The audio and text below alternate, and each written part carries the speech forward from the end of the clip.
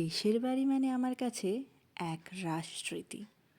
গোলা ভরা ধান, পুকুর ভরা মাছ না থাক, ভাই বোনেরা মিলে একটা সুন্দর কাটানো শৈশব, বা কখনো প্রিয় মানুষগুলোকে হারিয়ে ফেলা।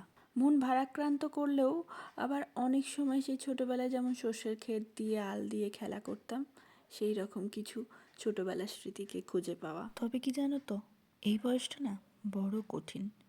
অনেক কিছু হারিয়ে ফেলেও অবলীলায় ভালো থাকার অভিনয় করে যেতে হয়। এসব আজ থাক, আজ তোমাদের দেখাবো, মানে তোমাদের সাথে শেয়ার করব আমাদের দেশের বাড়ির কিছু ছোট্ট ছোট্ট ভিডিও ক্লিপ। আর ভূতের বাড়ি দেখেছো নাকি? যদি না দেখে থাকো ভিডিওটা দেখো কিন্তু। আর আশা করি আজকের ভিডিওটা তোমাদের খুব ভালো লাগবে। এক মন উদাস করা শীতের সকালে আমি, রূপম আর মাম্মু তিনজনে মিলে বেরিয়ে পড়েছিলাম আমার দেশের বাড়ি যাওয়ার উদ্দেশ্যে। আর সেই জন্যই মা আর বোনকে বলে দিয়েছিলাম যে হাওড়া বর্ধমান লোকালের কোন কামরায় মোটামুটি উঠলে দেখা হতে পারে। তো সেই মতো উঠলে কি হয়, একসাথে গল্প করতে করতে যাওয়া যায়। আর একটা সুন্দর পরিবেশ দেখতে দেখতে আর কথা বলতে বলতে পৌঁছে গেলাম আমাদের ডেস্টিনেশন। প্রায় এক যুগ পরে বাড়ি যাচ্ছি। মাম্মু কোথায় এলি?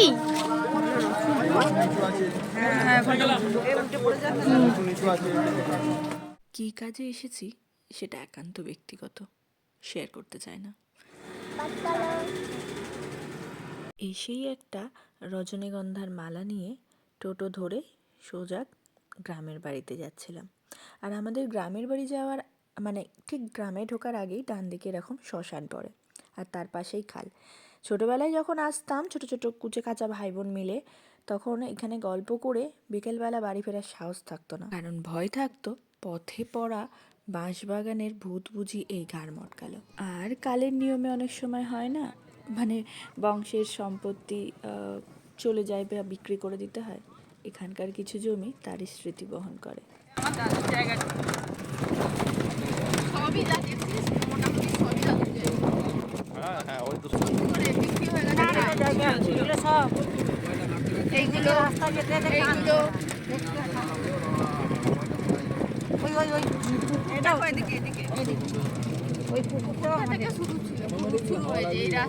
ওই বাঁশঝাড়টা পার হয়ে আমাদের মানে কালঘাম ছুটে যেত, ভূত আসছে।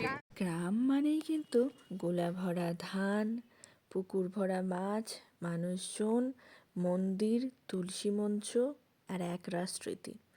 কিন্তু আজকে আমাদের বাড়ির তুলসী মঞ্চটা বড় অগোছালো। ওই যে বললাম, কারণটা বলবো না, অনেকেই অনেক কথা বলে, কিন্তু আজকের কারণ আমি কিছুই শেয়ার করতে পারবো না। আর ওই যে ওপরে দেখতে পাচ্ছ, ওটা সূর্যমুখী ফুল, অত উঁচুতে হয়েছে।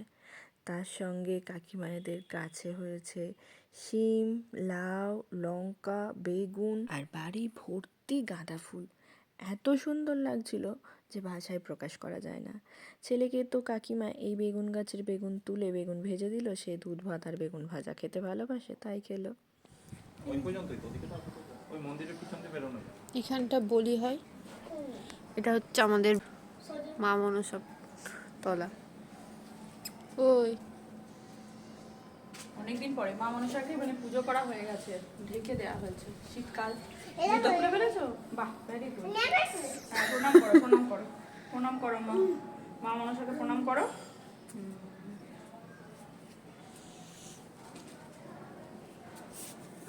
মা মনসার চোখ আছে, একটা ত্রিনয়ন আছে, সবই আছে। দুর্গাপুজোর চতুর্থী বা পঞ্চমীর দিন কাকার সঙ্গে ভোরবেলা এখানে আসতাম।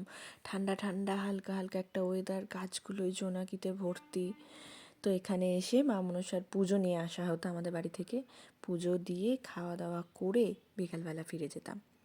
আর এই যে দেখতে পাচ্ছ, সজনে ফুলে ফুলে ভরে গিয়েছে। আমাদের ওদিকে কিন্তু এখনও গাছগুলোয় এত ফুল আসেনি। যাই হোক, আমি রসুলপুরে এলে এই জায়গাটা ঘুরতে বরাবরই আসতে পছন্দ করি। দেখো, একদিকে শুধু কংক্রিট, দুর্গাপুর হাইওয়ে, আর ঠিক তার উল্টো দিকে এক মুঠো গ্রাম। পায়ে হেঁটে ঘোরার মজাই আলাদা। গ্রামের বাড়িতে আসবো আর মানে সর্ষে ক্ষেত, আলু ক্ষেত, চারিদিকে দেখো কত সবুজ সবুজ ক্ষেত। এদিকটা একটা পাইন বা মেহগিনি গাছের বন মানে জঙ্গল মতো রয়েছে। এই যে কাকার ছেলে, এটা আমার ছেলে।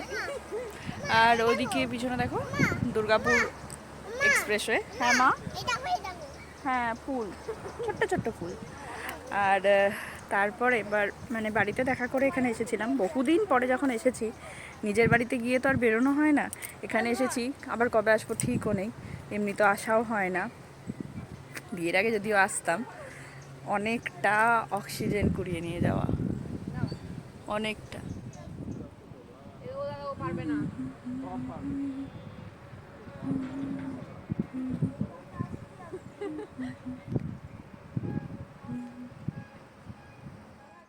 এটা একটা ছোট্ট করে রিলস বানাচ্ছিলাম ওই আর কি। আর আমরা কিন্তু গ্রামের মেয়ে, আমরা জানি গাছ নষ্ট না করে কিভাবে গাছের মধ্য দিয়ে যাওয়া যায়, মজা করা যায়। অনেক দিনের অক্সিজেন সঞ্চিত হলো, এবার বাড়ি গিয়ে তাড়াতাড়ি বেরিয়ে পড়তে হবে। তো চলে এলাম তো না আমরা সেবারে। কি পাতা বলো দেখি সোনামা, কি পাতা বলো দেখি?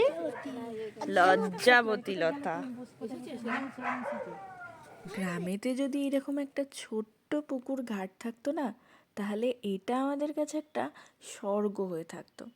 এখন হয়তো অনেক গ্রামেতে পুকুরে স্নান করাটা উঠে গেছে, কিন্তু আমরা বাড়ির ছোটগুলো বড়দের কাউকে একটা নিয়ে চলে যেতাম।